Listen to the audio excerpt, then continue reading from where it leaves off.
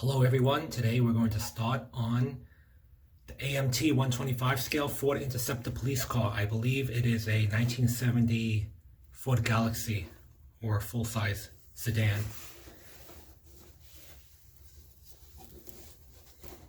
Here's the box. Of course the parts tree is in the back. So let's open it up and see what's inside.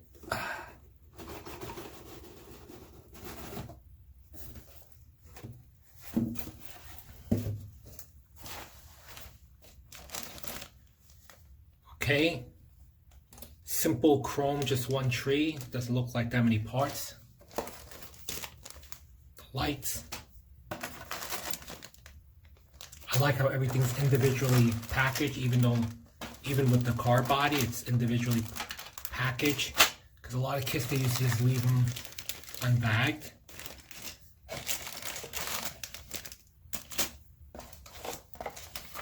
The instruction sheet looks a little small. I remember when they used to be like twice this size. And the decals. Okay, so let me unbag it and I'll be right back. All the parts are unbagged, so let's take a quick look at some of these parts. So the chrome front, all one piece. Usually the grille and the bumper are two separate pieces, but this one piece. My general feel just by looking at the parts is it's a low parts count.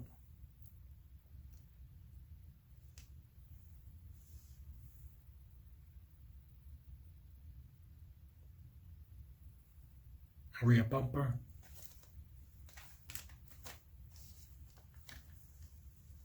Look at these anchor points, big and strong. The lenses, I'm not going to remove them from the bag because I don't want to lose them, but it looks like it has the lights on top if you want to do all red, all blue, or a combination. The tires don't seem to have a name brand on them, so they're just generic. Or I guess I can't read them through the plastic bag. Metal rods for the axles and the metal screws to screw the chassis onto the body. Interior, bench seats, back of the wheels, the dash, slight concave to it.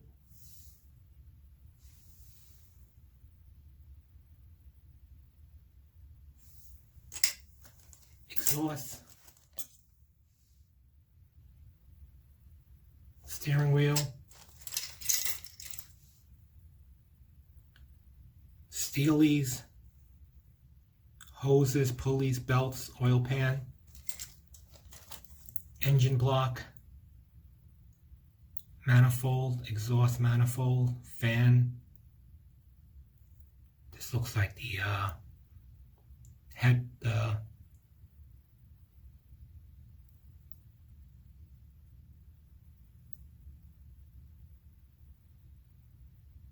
cylinder block heads, hood. So I guess, I don't know if this is part of the kit or maybe if you want to do a curbside and you just stick that underneath if you don't want to build the engine, but looks like it comes with the bottom part to resemble the oil pan, but then there's an oil pan over here. So I guess this is when you don't want to build the engine. So from the bottom it looks like you did. Firewall, some kind of wooden bench,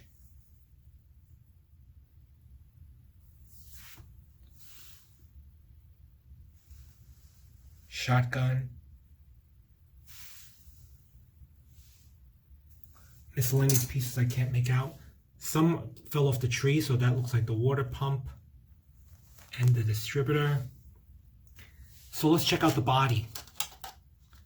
So the chassis or frame, simple one piece, big thick chunk of plastic.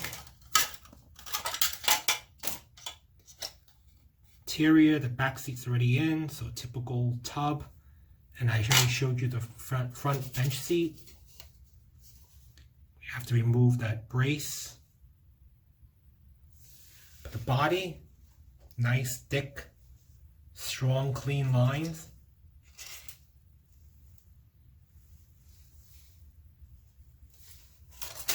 Let the camera focus for a little bit.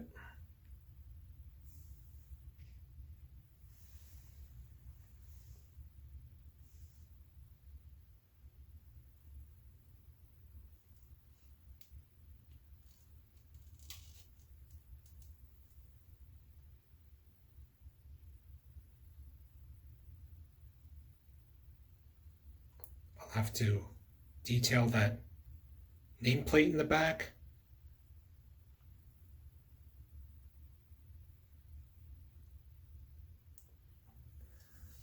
Okay, everything looks good, but there is a little bit of flashing I wanted to show you. So I'm thinking this is old tooling. You see the flashing, nothing biggie. I wasn't going to use the bottom anyway because I do assemble the engine so you can open up the hood. But there is a bit of flashing, which leads me to think that it is an old tooling, but also just based on the low parts count and how they make the pieces, big clumps of plastic, big and sturdy. It leads me to believe it's the original tooling from like the 1970s, or has that 1970s feel to it. So let's take a look at the decals. Remove the protective sheet. So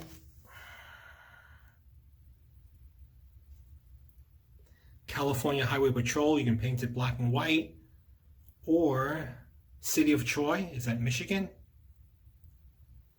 Usual police and state police, Highway Patrol, Chicago police, or maybe Troy, Illinois. Okay, so that's the decal sheet. I already know what I want to do with this. I want to build it as a 1970 vintage NYPD, New York City police car. So it's going to be dark green with some dark black fenders and rear quarter panels. And then I have to find a way of inkjet printing onto decal sheets the decals for the NYPD vehicles of that era. So the instruction sheet is a little on the small side, but it looks simple enough. But then I say that about many model kits, and they turn out to come up with problems, and then you have to fix them. But it looks simple enough.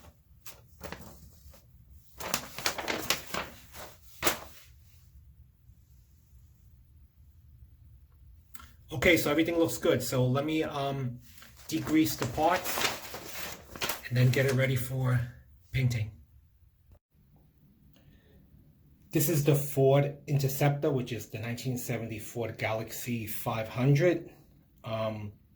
So the police car I want to build, it has a white top. So I sprayed gray primer, which you can see a little trace of it on the bottom. And then I sprayed gloss white because the tops are white, and so is the trunk lid. So the gloss white came out pretty good. Got a little bit of alligatoring, but then I wet sanded after the first coat and I sprayed it again afterwards, and it came out decent, okay. I do spray outside, so there was some debris, but not too bad. See, it says Galaxie 500.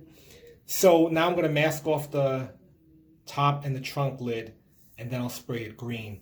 And then when I'm done, I have to mask it off and then spray like the lower rear quarter panels black, and I believe the front fenders are black for the era police car that I want to build. So just want to show you the stages of the car body. Thanks. So here's the 1970 Ford Interceptor or Galaxie in green. I masked off or covered the top, so let me remove it and we'll see how it looks. So I removed the masking tape, and it's supposed to be white on the top all the way to the trunk lid. So I can't do it with one hand, so let me remove it with both hands. So it's not bad. I just got a little bit of that bleed through the masking tape just a little bit, so I'll just touch it up, but for the most part, not too bad. Not too bad.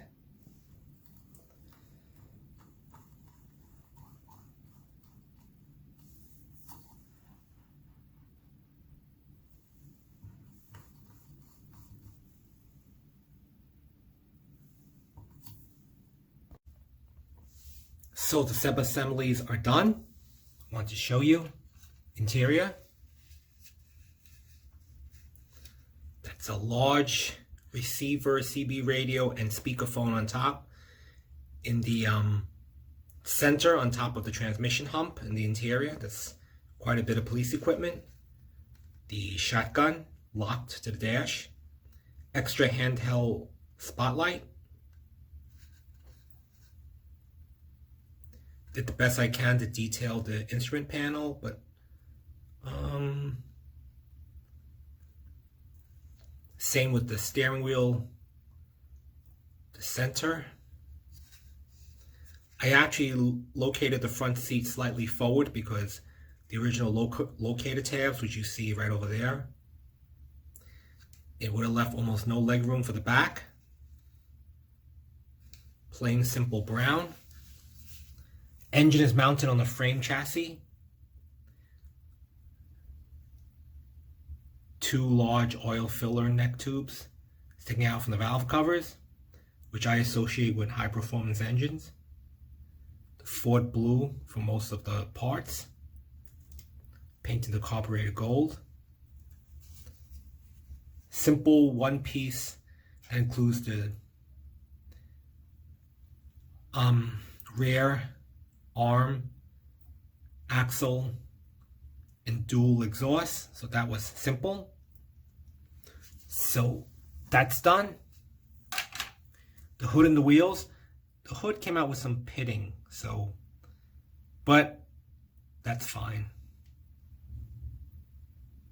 Looking good. The paint job, I don't know why during that era in the late 60s or in the 60s why they painted the front fenders black and then the rear lower quarter panels black. I don't know the reasoning behind that. I think the reason why police cars painted the tops white is because maybe it's cooler in the summer when the sun beats down on the roof. Maybe if it's a lighter color or more reflective, it attracts less heat. But paint job came out excellent. Was very time consuming. Basically 3 layers of paint. So I had the gray primer, the white paint for the roof, mask the roof, paint the green for the body, and then after that mask off the body and leaving only the portions I want black. So in essence, really 4 layers, including the primer. So I probably won't be doing this again, but I did want that era police car. So paint job came out great. They included this was in place of a push bar. It basically looks like wooden planks. They attach to the front bumper to push, but I will not be installing that. Firewall, again, I highlighted the brake master cylinder, the battery with the terminals and the post painted. Light bar is ready to go. I use one of each color, which means you're going to have an extra red and blue light, plus they gave an extra set of tail lights, which is always good. That's the rear and the front. Black wash, highlighted, ready to go. The radiator hose along with the radiator. So I'll do that when I assemble the body because I want everything to line up. The tires, the screws to hold the body onto the chassis, and of course the metal axles. So we're ready to go. So I'll be back when everything is done. All right, so the car is 95% completed. The only thing missing are the police decals and the light bar, which I have right over here. It looks a little too tall, so I'll see if it will clear my display case. Or what I might do is maybe remove or take apart the individual lights and maybe just put the one red one and mount all the items individually, because in the old days they did have that before they switched to light bars. But anyway, this is what it looks like if you wanted to build just a 4-door or a solid color or a 4-door family car, detective's car, unmarked, whatever. So the color scheme is unique and special for the police cars in that era for New York City. I don't know why they painted black fenders. I do remember as a child they were dark green, and the white hardtop kind of makes sense because most police cars are two-tone. But why they had black fenders, I don't know. But I did read somewhere that when cars used to pull out into the intersection, if it was all green, they would know that's a police car. So if the fenders were black, it would fool them for a few seconds as they pulled out the intersection by the black fenders. I don't know how true that is. But anyway, this is what it looks like without the markings. I wish that they made a 71 or 72 Ford Custom 500, because I would like to build a 4-door that Burt Reynolds used in the movie White Lightning, where he plays a local Gator McCluskey, I think his name is, and he helps the feds by going undercover to catch a corrupt sheriff, and he drives a 71 Ford Custom 500. And it's similar to this, you know, cars of this era, nice squared off fenders, nice crisp edges, kind of boxy.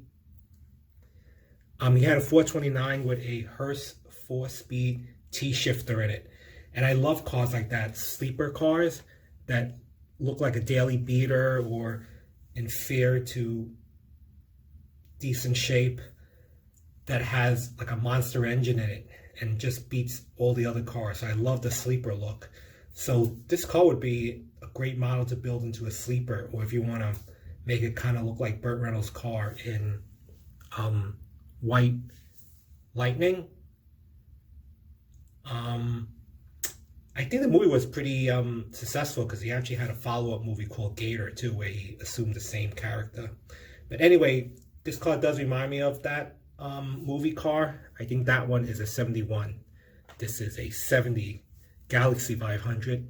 But anyway, this is what it looks like before I put the decals on. I couldn't use the decals that came in the box, so I actually had to print them myself. I was fortunate enough to find a copy of the New York Police Department seal that goes on the door in Pinterest. So it's a high definition picture, so I had to put it to PowerPoint, fool around with the scaling, and I put it on a white inkjet decal sheet.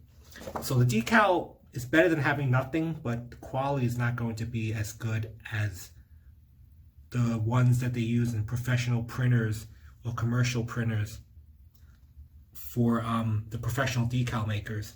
But it's good enough. Because the lettering and all that, I actually need it in green and white. They didn't have any other colors. So even though I have decals, let's say with black lettering, dark blue lettering, it just would look a little funny. So this is what it looks like before I put on the decals and the lights. So I will be back when everything is done. I actually still have to spray the acrylic sealer onto this, or else the colors will bleed once I dip them to water. So that's going to take me like a day or two for everything to dry.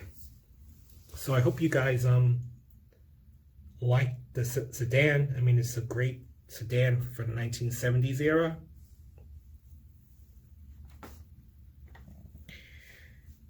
Okay, I'll be back. Here is the completed model.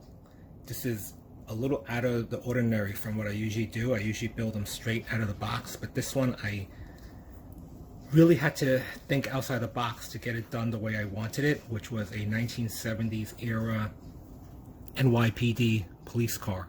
The decals was probably the hardest out of the complete build. That NYPD seal was the hardest to get, so I couldn't find it online. So I had to find a photo from Pinterest, and also I had to custom make all these numbering, because back in that era it was mostly green and white. So this has got to be one of the more challenging models, because not only is it two-tone, it's basically three-tone. It's the white, dark green, and the black. Plus the decals, I had to custom make them. So as far as the decals go, it's better than having nothing. But obviously when you make your own decals, it will not be as sharp and high in resolution as the commercial ones, because you're limited by your inkjet printer. So the resolution is not too bad, but you do get some slight bleeding even when you spray the sealer, because when you cut the decals, the water can enter from the side. So just remember, if you make your own decals, you're limited by the capabilities of your printer, and also don't over soak it. Soak it for like 5 seconds and then just let it sit there and it'll slide right off. And you can't really move it too much either. Try to set it right the first time, because if you start moving it around, the corners start to get kind of dissolve. Like over here, you see the corner. But overall, it's not bad. Upon my research, it seemed like back in that time period, it did have a rectangular box. It seems like it was a sticker and they just laminated it on, as opposed to the fancy lettering they have on the police cars now. But I do like the model. It was a low parts count. But look how solid everything screws in. 4 screws, plus I also glued the center section onto the bottom of the interior, so it's a very solid feel now. Wire axles both front and back, so it rolls solid and very strong. Detailed as much as I can, including the Galaxie 500. Matching plates. License plate starts to dissolve a little bit over there. Bottom is simple, just a one-piece dual exhaust. Interior. Overall, even though it's a low parts count model, everything came together pretty well. A little bit of painting and detailing really stands out. Look at that gigantic electronic equipment in the middle. Still no separation screen.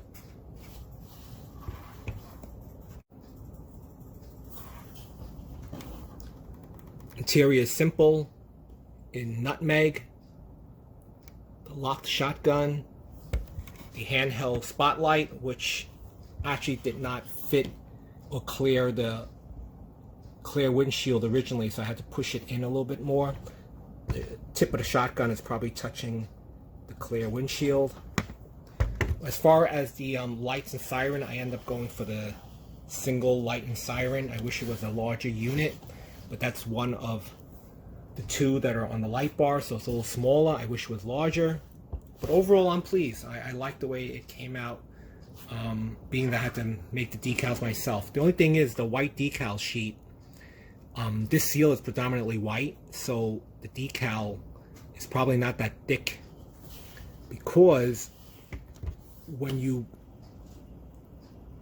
put it against a white background, the white is really white, but when you put it against a dark background like green, it kind of shines through the white, and that's why it's not bright white. It's kind of like a low visibility white. So here it is, the interior. Did the best I can to highlight whatever I can. There's a lot of electronics that I had to mount kind of diagonally to get it all jammed in there between the floor and the dash.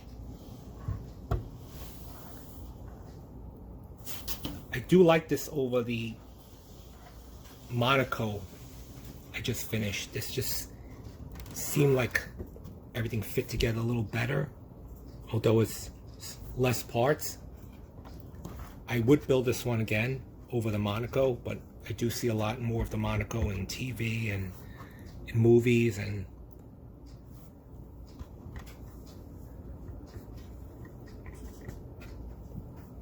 so let me stop the camera so I can open up the hood.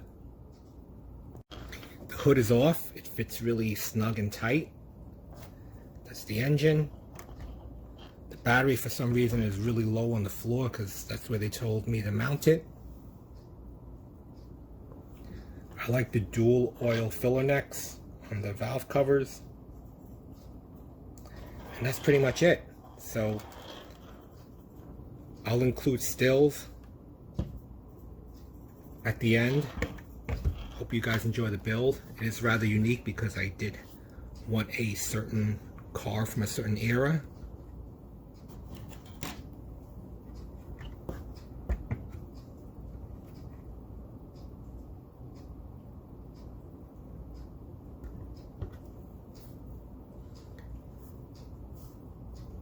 Thanks for watching.